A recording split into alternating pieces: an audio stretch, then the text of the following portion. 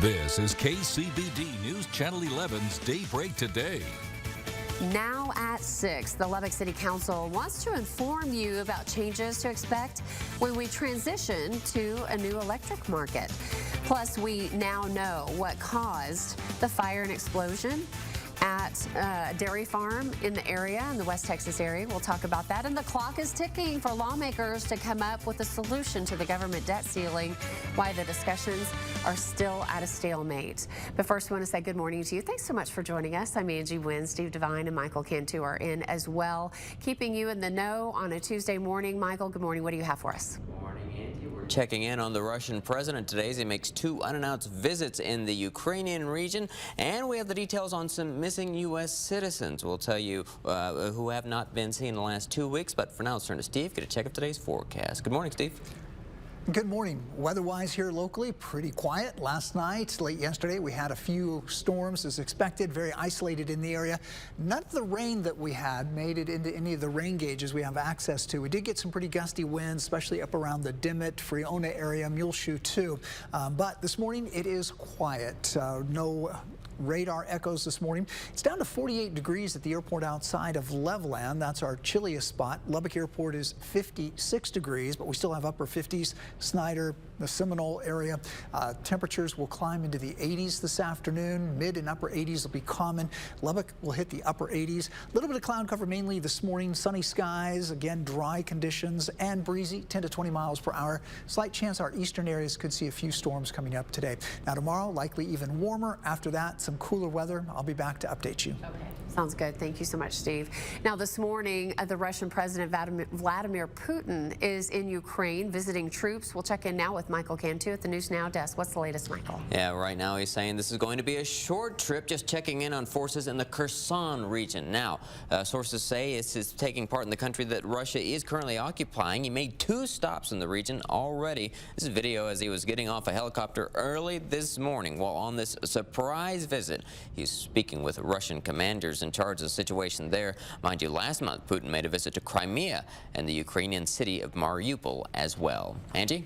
Thank you, Michael. And Lubbock City Council wants residents to know that there is going to be a change in the competitive retail market for electricity, but they also want folks to know how that's going to work. Last night, Councilwoman Sheila Patterson Harris was hosted the second Q&A session at the Mesa Community Center. It's all part of a public outreach campaign aimed at making sure all LP&L customers really understand how their electricity will change when the city completes this transition to the electrical retail market later this year. Now, there are 3 meetings scheduled for the 3 Mondays in May, first 3 Mondays, and that's across Lubbock. You can attend any of those and find the list to attend at kcbd.com.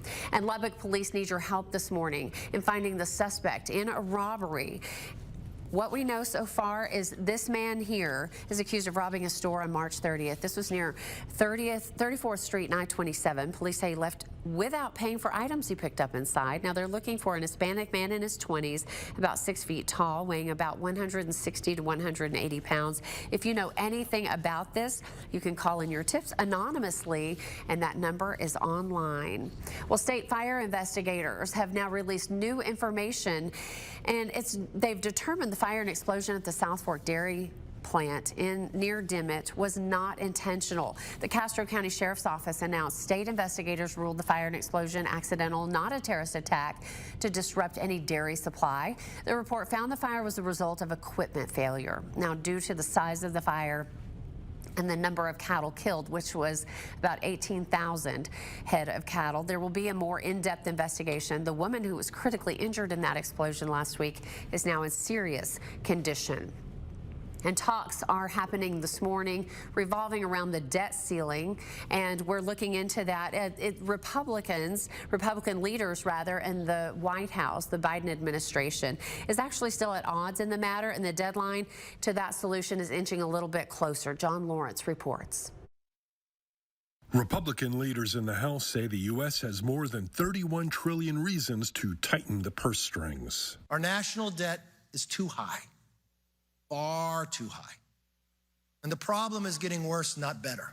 House Speaker Kevin McCarthy previewed a plan that calls for lifting the debt ceiling for 1 year.